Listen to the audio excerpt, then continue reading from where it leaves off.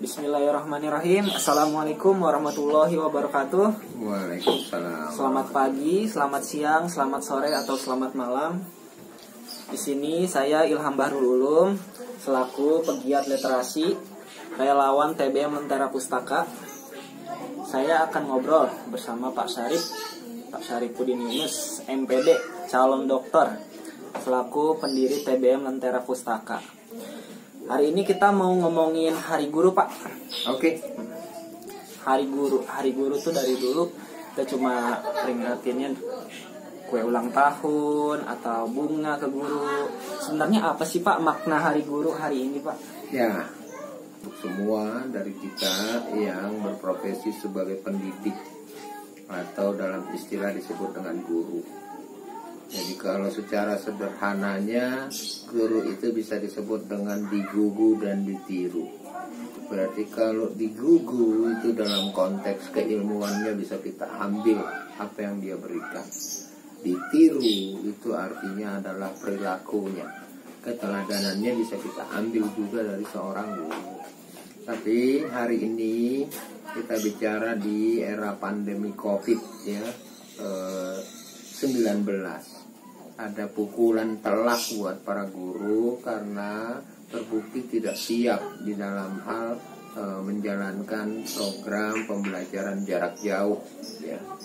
Sehingga ada persoalan-persoalan internet, persoalan-persoalan infrastruktur laptopnya, persoalan-persoalan media belajar jarak jauhnya, sehingga itu jadi masalah. Nah, ini kenapa terjadi? Terjadi karena memang harus diakui ya, satu hasil survei yang diselenggarakan oleh PGRI sendiri itu dinyatakan 70% guru kita di Indonesia hari ini itu belum punya kompetensi yang memadai. Hanya 30% yang sudah memadai. Indikatornya dari apa? Indikatornya dari uji kompetensi guru ya, yang dilakukan tahun 2017 itu menyatakan yang punya nilai minimal 80 hanya 30%. Yang lainnya 70% maksimum itu ada 70, nilai 70 maksimum itu ada 70%. Jadi ada persoalan kompetensi. Maka hari ini momen buat kita di Hari Guru tahun 2020 ini supaya guru mau bergerak dari posisi inkompeten menjadi kompeten. Kira-kira itu yang harus dijadikan acuan. Jadi seperti itu, Pak, realitas guru hari ini. Betul. Mengapa demikian, Pak? Ya, persoalannya tadi, kalau kita bicara kompetensi berarti bukan melihat pada sistemnya, bukan pada negaranya, bukan pada departemen pendidikan kebudayaannya, tapi pada diri kita yang berprofesi sebagai guru. Nah, bagaimana caranya untuk bisa meningkatkan kompetensi? Maka harus dihindari hari ini terjadi inkompetensi karena guru-guru hari ini banyak yang belum setara dengan sarjana. Harus dipacu terus guru-guru kita yang mempunyai kualifikasi kesarjanaan alias perguruan tinggi tadi, lulusan perguruan tinggi. Yang kedua, di lapangan masih ada guru-guru yang mismatch.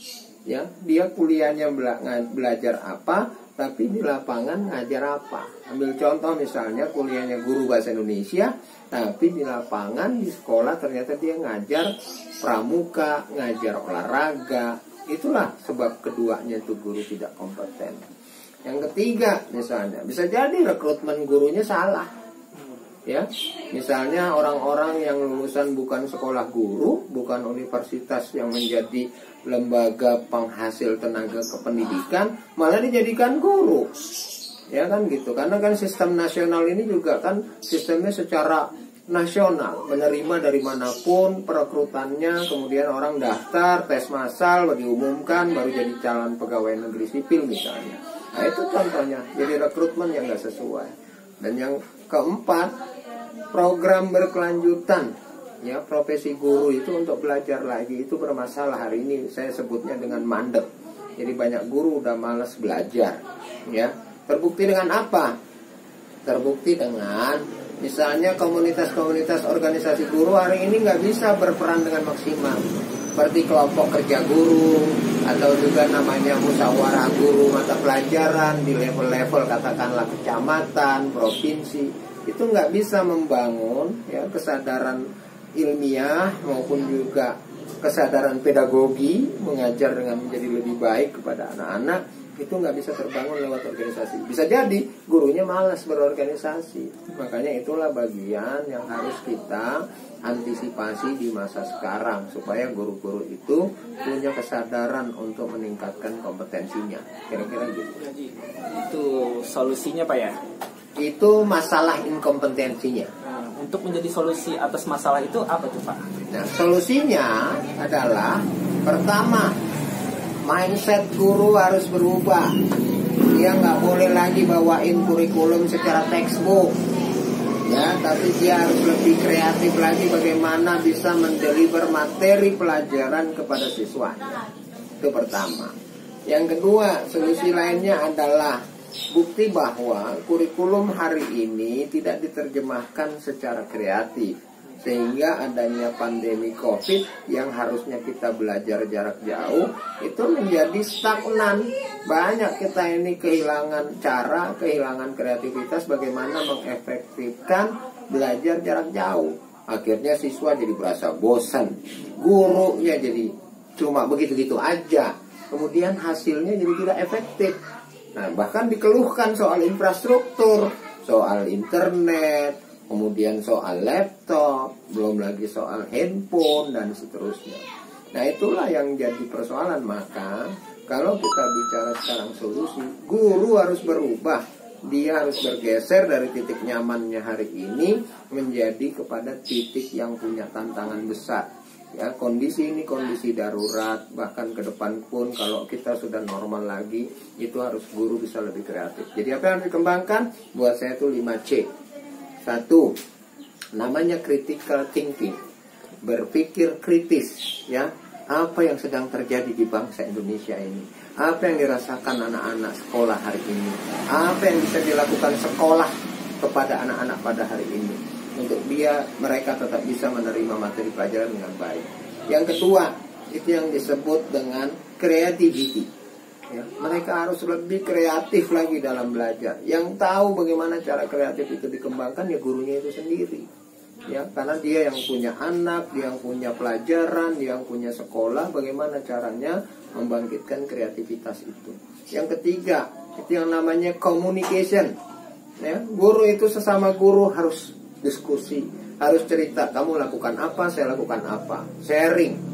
Ya, itu namanya communication. Jadi segala sesuatu berkaitan dengan pedagogi, program pengajaran itu harus dilakukan oleh guru. Ya. Yang keempat, collaboration. Ini pokok kunci sekarang. Tidak ada guru yang bisa hidup sendiri hari ini. Semua guru harus berkolaborasi dengan guru-guru yang lain. Guru harus berkolaborasi dengan organisasi guru. Guru berkolaborasi dengan pemerintah. Guru berkolaborasi dengan sekolah. Dan yang terakhir adalah yang disebut dengan confidence, membangun kepercayaan diri bahwa kamu sebagai guru itu bisa, kamu sebagai guru itu mampu. Hanya guru yang kompeten, yang punya confidence, yang punya percaya diri itu tinggi. Itulah solusinya yang sederhana. Wow, luar biasa sekali Pak Syarif. Ternyata masih banyak problematika ya Pak ya. Ya. Itulah realitas masalah dan juga sudah dikasih solusinya oleh Pak Syarif. Semoga obrolan kita bermanfaat. Selamat Hari Guru. Selamat Hari Guru. Selamat berjuang para guru Indonesia. Salam literasi. Salam literasi. Baca bukan main. Baca bukan main. Terima kasih.